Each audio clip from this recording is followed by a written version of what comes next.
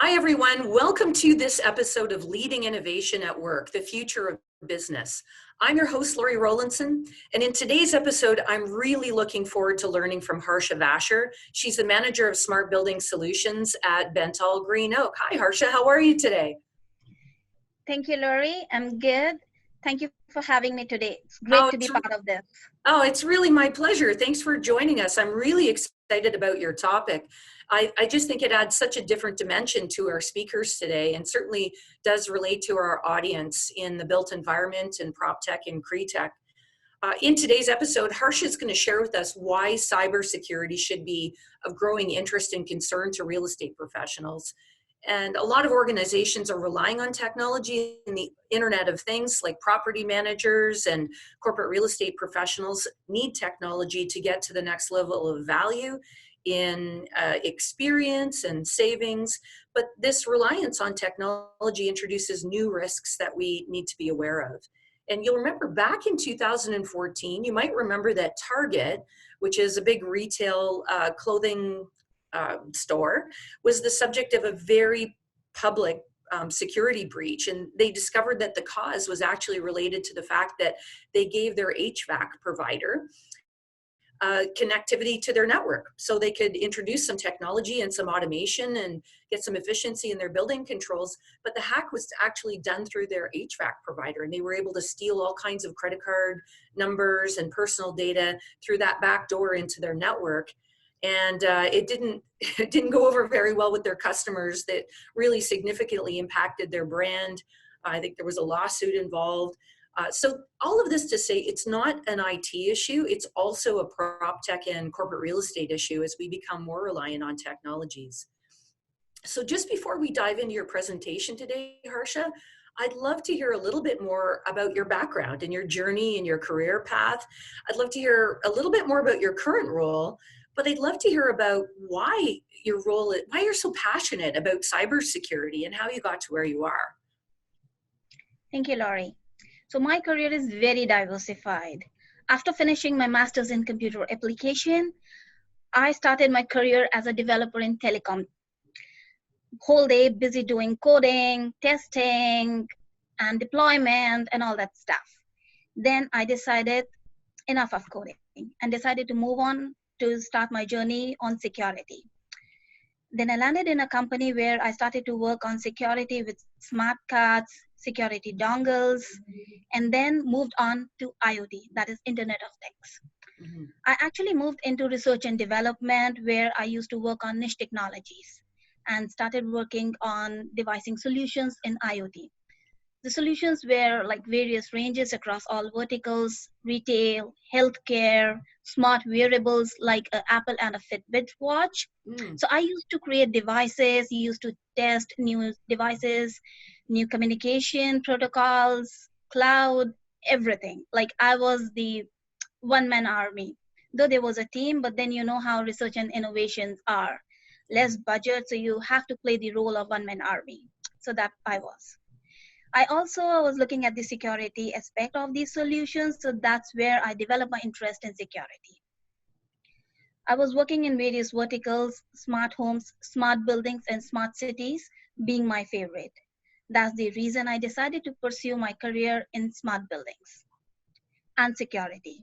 So at Bentall Green Oak, I'm leading the development and execution of smart building technologies, cybersecurity, and innovation roadmap. I work on the innovation part. We test new technologies. I devise the roadmap, how the cybersecurity at our property should be like, what should be included in the roadmap, how we should start the journey. And it's like very exciting. I'm very much passionate about technology. Though initially I was not. Like as a kid, you know how you think of becoming a teacher, an air hostess and whatnot. But then as I started getting more and more interest in technology, started talking to my dad about it. So from there, my passion to technology started. And now finally, I'm in smart building and cybersecurity space. I love that journey. It's so interesting. And I smile at your comment about not having a budget for innovation and just plowing through. And I can hear an undercurrent of persistence. And I'm also so impressed with how you've reinvented yourself. And just through curiosity, which is fostered by innovation, it's taken you on to new paths that have caused you to become more sophisticated and resourceful. So I love that message, Harsha. Thank you for sharing a little bit about your story.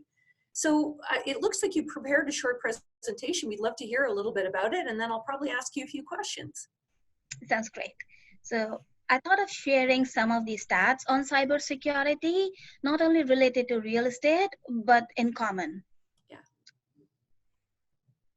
So as we know, the global cybersecurity market is worth more than $107 billion in 2015, whereas it is expected to be $178 billion by 2020. So that itself is propelled with the need of cybersecurity across all organizations. And we know it's one of the top concern and risk across all organizations. We cannot just say only large organizations are susceptible to cybersecurity or data breaches. It's across all organizations of all sizes and all industry. So if we look at this slides and we look at the image, so it's scary, I know. But the intent is not to scare, the intent is to create awareness. So this slide is from Compass Intelligence and CABA. So this slide depicts the building elements and at what level each element is at risk. So if you look at it, the security systems, which is the CCTV and the video surveillance, they are rated as the highest risk among all the building elements. Well, the reason behind this are cameras. Yes. So it's known that cameras from some manufacturers are very easy to compromise. And to your surprise, the manufacturers are not in a plan to do any security modification on cameras for various reasons. Like some, they think the camera is secure and no need for it. And some, they don't have the budget.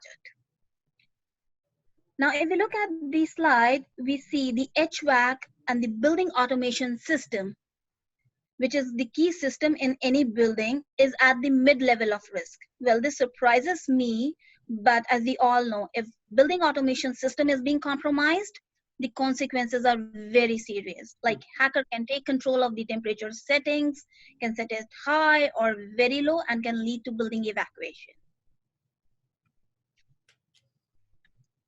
Now, this slide is from a report published by Marketplace, which says that the #1 attack vector for ransomware is remote desktop. So before we go deep into this, I would like to say ransomware is a kind of infection which infects a computer or any mobile device and restricts the access to various files, software, and it could be as serious as causing a permanent data destruction. So we all know we remotely access our building systems, like HVAC or the building automation system is a very common system that is being remotely accessed by our staff or our vendor. For simple reason, like they want to monitor the temperature settings or they want to control the temperature setting instead of going to the room, they want to do it normally. So because the system is being remotely accessed, it leads to more prone to a ransomware attack. And as per the statistics, it's 84.5% of the ransomware infections. The reason was remote desktop. Wow. Now, this is the stats from Cybersecurity Ventures, which predicts that a business falls victim to a ransomware attack every 14 seconds by 2019 and every 11 seconds by 2021, which is scary because we do a lot of remote desktop, and we have seen in the previous slides, remote desktop is one of the reasons behind majority of ransomware attack. Next comes the password. We all know the importance of password in our life. Like we all keep passwords for our bank accounts, our LinkedIn accounts, Facebook accounts, and also for accessing our building systems. So we should make sure the passwords are strong, secure. So not only we should keep password, but it should be a combination of something we know and something we have, like entering a password and then getting an alert on a mobile device, which says that tap it or enter this code to access the building system. Sadly, password breaches are predicted to be on a daily occurrence by 2020. That's great, Harsha. A couple of things I just wanted to underline in your message there. I love that first slide that you showed with all the different categories of risk. And I think it's really helpful for us to frame risk and understand risk, whether that be through our supply chain or through self-perform in some of our buildings, to look at those in discrete categories. I thought your comment on temperature is interesting. And a lot of people think that so what, you're hacking the temperature, so you're just going to make the occupants uncomfortable.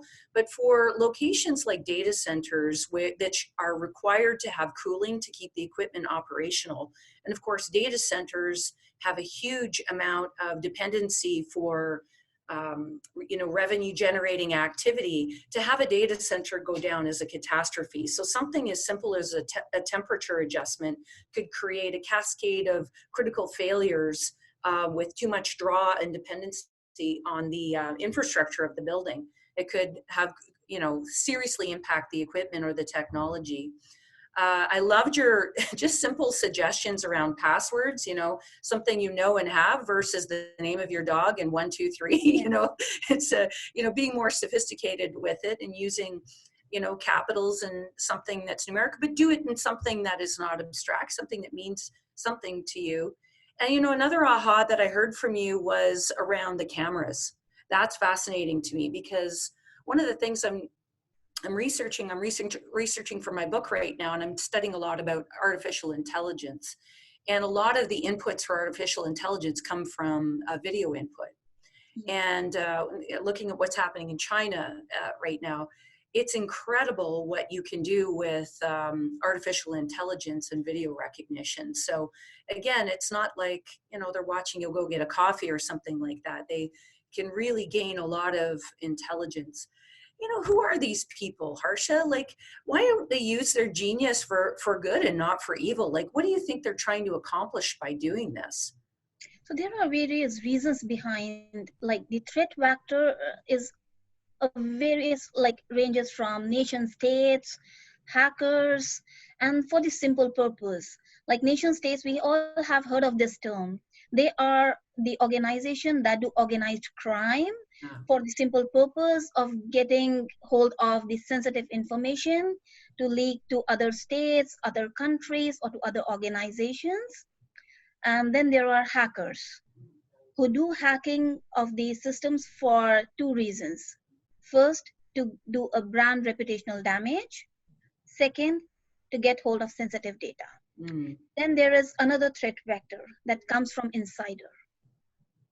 Yes, it's a little bit scary, but like our current employees or former employees or vendors who have access to our system, they are the insiders that pose the greatest threat.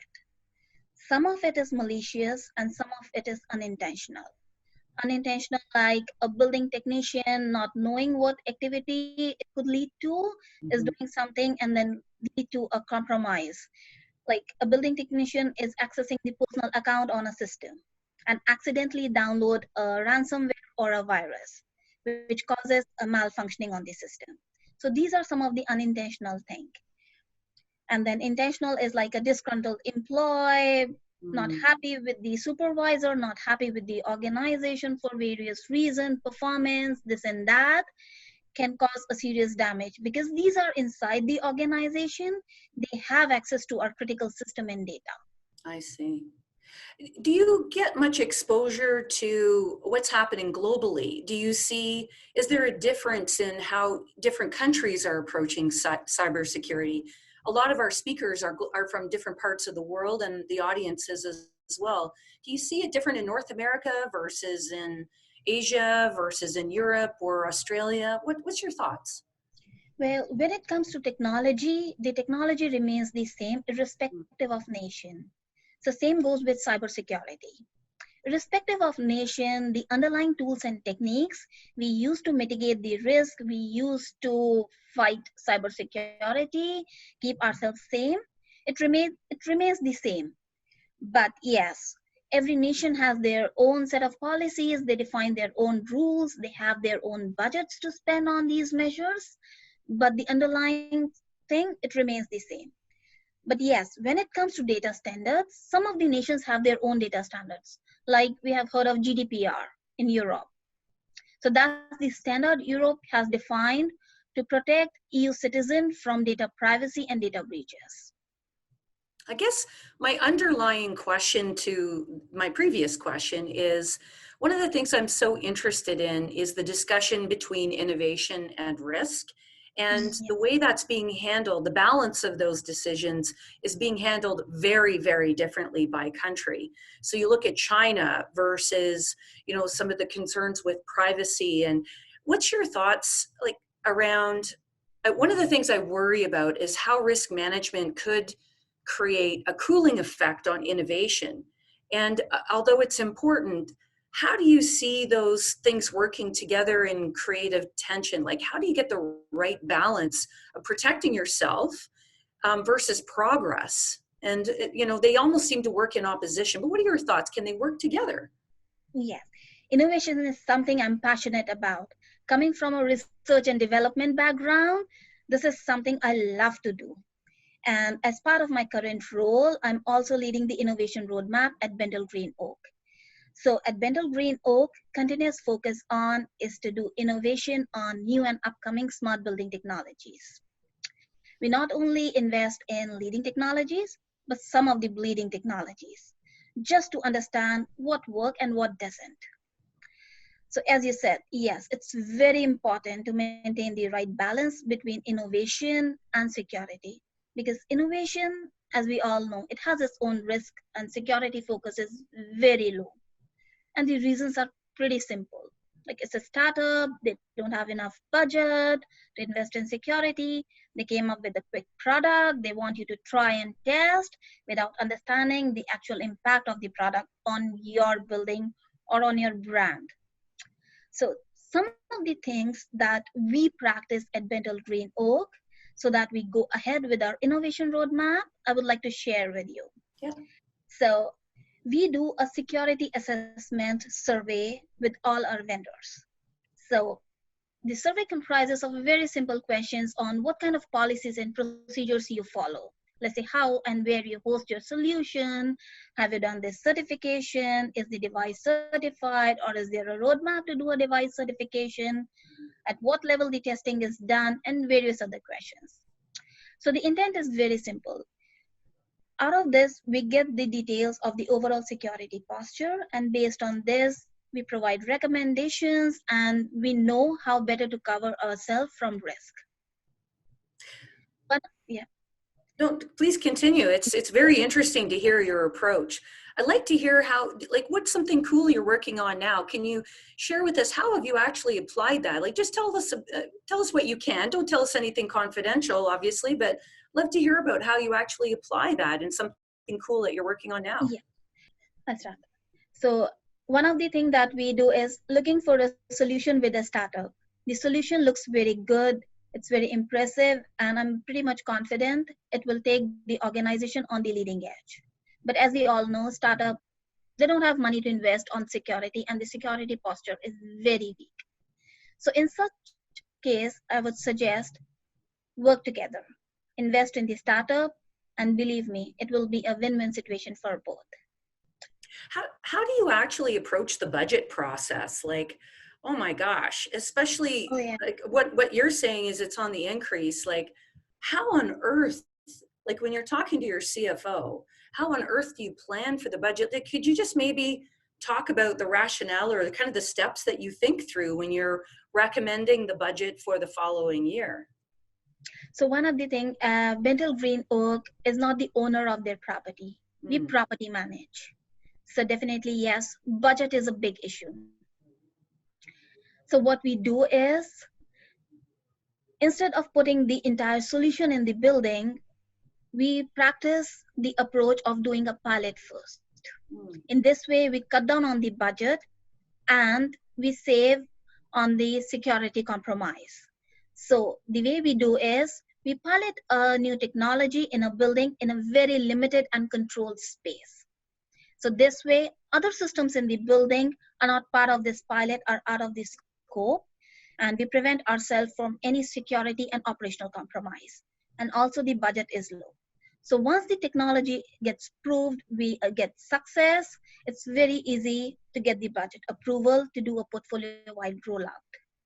But yes, sometimes we do fail, but that's the innovation all about. You learn from your failures and you get the success on the next step. I'm a big fan of pilots, right? Because if you're going to fail, and let's face it, if you're putting yourself out there and you're being progressive, you are going to fail and you're going to learn Yeah. from it. But pilots allow you to contain that and learn from that, right? Like the Yeah. light bulb wasn't invented the first time, right? It's a So series of failures that lead to successes. And I think sometimes it's easier to get approval for a pilot than it is for, you know, a big $300 million investment and then have it be a disappointment. So I appreciate how thoughtful your approach and recommendation is around it. So just to help the audience with just some plain language things, because it's such a big, you know, it's changing all the time. It can be a bit daunting. If you had to give our audience maybe 3 to 5 suggestions on what they need to do as next steps or what they need to be aware of, like what's that one big thing that they need to make sure that they walk away with, and maybe a couple of little bonus things. okay, I would start with top 4 key ingredients. So the first and the important is asset inventory. It's really important to know what is there in our building. To your surprise, many of the property managers and operations manager, they don't have the list what is there in the building. So it's really important to create a list, what devices we have, what software version we have, what kind of devices and mechanisms are in place, network tools and equipments are in place. So once we have the list, we know what is there, it's very easy to identify the risk. So I would say start with creating the list of inventory. Second, people. So we have people ranging from property managers, the entire operations team, our vendors. So it's really important to educate our team. So I would say devise a plan to train the team. As we all know, a well-trained staff is a first line of defense. Create security awareness by simple things like publish a monthly or a quarterly newsletters, pick small topics, ransomware, antivirus, phishing email, just to educate the staff. Like if you get an email, you have $100 deposited in your account. Do not click on that mail, delete, and inform your IT security team. So such simple tools and tricks will help educate the staff. Next comes policies and procedures.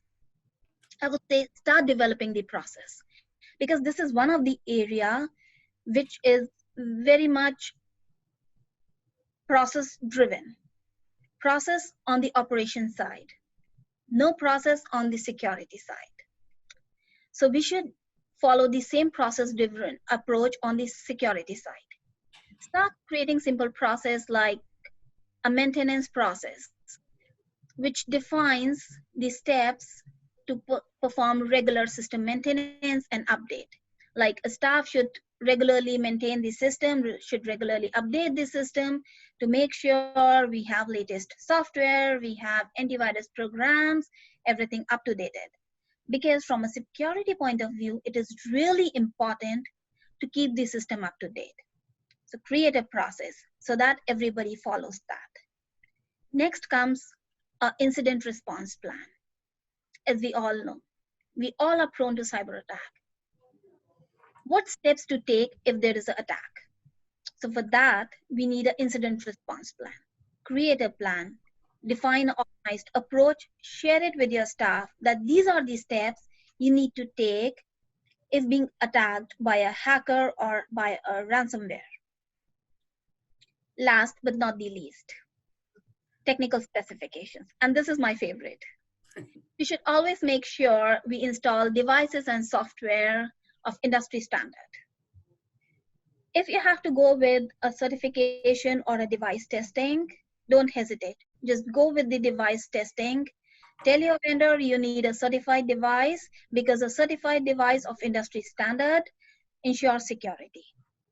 And take simple steps like do not share your passwords with anyone.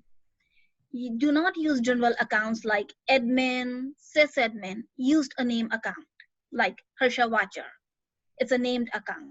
I'm only authorized to use this account. So use named account to access your building systems.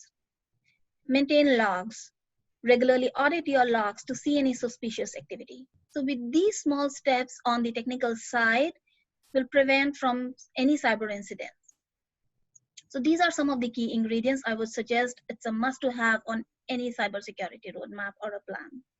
I really love just what you've outlined, Harsha, because it's simple, it's mentally palatable. Just some key things that struck me was, of course, better data, better decisions, right? The first thing that you said was just having a catalog. And I know, I agree with you. It sounds so fundamental, it sounds so basic, but it continues to surprise me how many building owners do not have this information. And so your organization, our organization does the same thing, but better data, better decisions. Hey, A, B, C, D, right? I think the other thing that you suggested that I think is really worth underlining is sometimes we blame the technology, but it's really the processes and the people. and you have to look at everything together as a system.